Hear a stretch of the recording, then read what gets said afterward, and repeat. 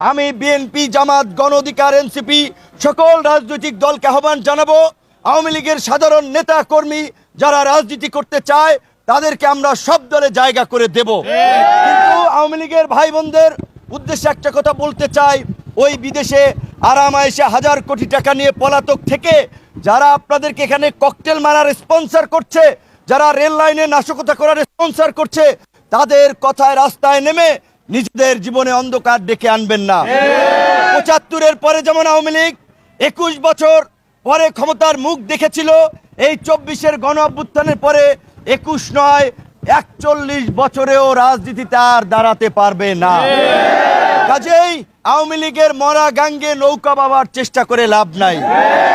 আমরা সকলকে সতর্ক করে দিচ্ছি, যেমনি ভাবে ডিএমপি কমিশনার, সিএমপি কমিশনার ওয়্যারলেসে হোক, ডাইরেক্ট হোক, ইনডাইরেক্ট হোক নির্দেশ দিয়েছে, ওই ফ্যাসিবাদী শক্তি নাশকতা করলে, ককটেল মারলে সাথে সাথে গুলি করার, আমরাও পুলিশ প্রশাসনকে অনুরোধ জানাবো, এই গণ অভ্যুত্থানের জুলাই স্মৃতিস্তম্ভে সারা দেশে এই দুষ্কৃতিকারীরা আগুন দিচ্ছে, তারা যদি এই ধরনের অগ্নি সন্ত্রাস করে অবশ্যই আপনারা তাদেরকে গুলি করবেন। এটা আমরা ঠিকানা এই বাংলায় হবে না, শেখ হাসিনার ঠিকানা এই বাংলায় হবে না।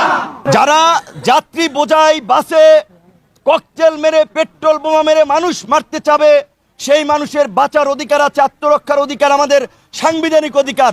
নিরীহ কোনো মানুষকে কেউ যদি মিছিল মিটিং করে তাদেরকে গুলি করার জন্য প্রশাসন বলে নাই, বলছে যাদের হাতে ককটেল আছে, যারা বোমা মারতে চায়, নাশকতা করতে চায়, তাদেরকে গুলি করার। এবং অবশ্যই পুলিশের গুলি করার ধরন আছে, পায়ে গুলি করবে, হাতে গুলি করবে, কারণ এই অপশক্তির হাত থেকে দেশকে রক্ষা করার জন্য এখন যদি প্রশাসন এবং রাজনৈতিক দল সম্মিলিতভাবে কঠোর না হয় তাহলে আগামীতে নির্বাচন হবে না।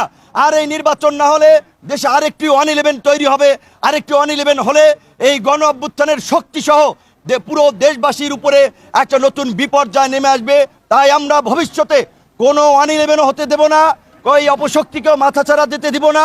আমরা ফেব্রুয়ারিতে জাতীয় নির্বাচনের জন্য সমস্ত রাজনৈতিক দল এখন প্রচার প্রসারণা, গণসংযোগে আগামীতে একটি অবাধ, সুষ্ঠু, নিরপেক্ষ নির্বাচন করার জন্যই রাজনৈতিক দলসমূহকে নিজেদের মধ্যে আলাপ আলোচনার মাধ্যমে একটি লেভেল প্লেয়িং ফিল্ডের পরিবেশ সকলকে সৃষ্টি করার জন্য অনুরোধ জানাই।